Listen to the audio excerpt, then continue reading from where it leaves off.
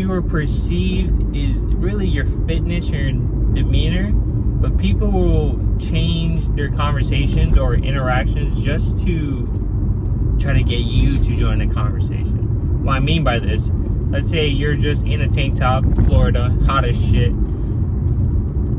and people see you with a build. Then they're having a totally different conversation, and then they start mentioning, oh yeah, I hit my PR the other day, yeah, I benched this, I mean, when I was in the gym, I was doing this, but like it like sparks that thought in their idea. This goes for men and women. You buy protein chips or protein like Pop-Tarts, not Pop-Tarts, the legendary ones, or protein bars. Oh, are these good? Yeah, these are pretty good. You know, I eat these often, blah, blah, blah. And then you look at their body like, let's be real. But this is a sign that they are trying to really have a connection with you, or steal validation or energy, or they just want to talk to somebody who's fit and get some advice. Not everything has to be negative or perceived negative. But that means that's a good thing. You're perceived higher and people are willing to open conversations. Shout out to Luther, because he mentioned this in his latest video or last video. Just like a small snippet. And I said, oh wow, that's very relatable, because people do that all the time.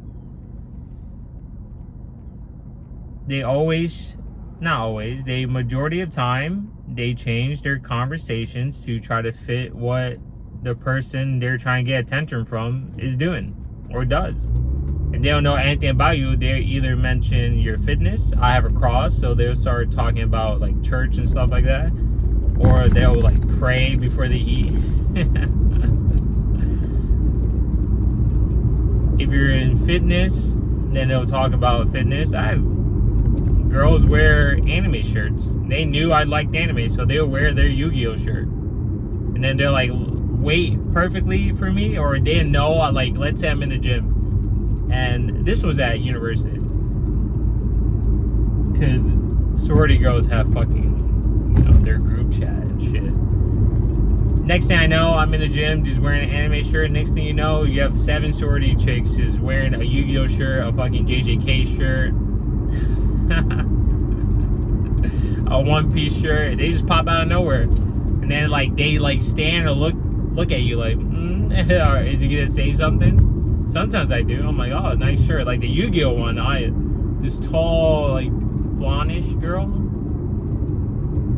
I was leaving, she was coming in, but she saw me. She went, oh, and then she like tied it up. And I was like, oh, yo, nice shirt. She's like, oh, thanks.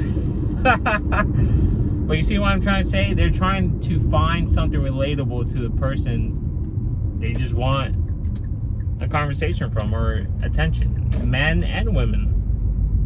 You're in fitness, they want to be your friend. You're not in fitness, I don't know, they try to find something. They really do.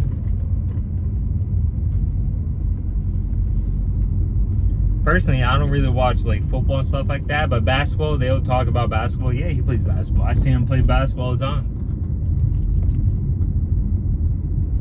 You're studying for something, they'll start studying harder, or at least pull up next to you and start studying. Then in the gym, as for guys, they just, honestly, they kind of copy your workout. Some women too. I've copied women workouts, dude. I've asked men and women, yo, what does that do? Oh, what does this do? Oh, how come you're doing that? Oh, okay, so it works out your what you call it, your hip stabilizing muscle. Yeah, it does. Yeah. Now I'll copy that. I'll incorporate it for a little bit just to see how it works, because you know consistency is key. It's not just a one-time thing. But I used to do a certain ab workout. Next thing you know, a bunch of people were doing ab workouts, the same exact ab workout, the same like set, superset, same weight, 45 pounds overhead. Oh man.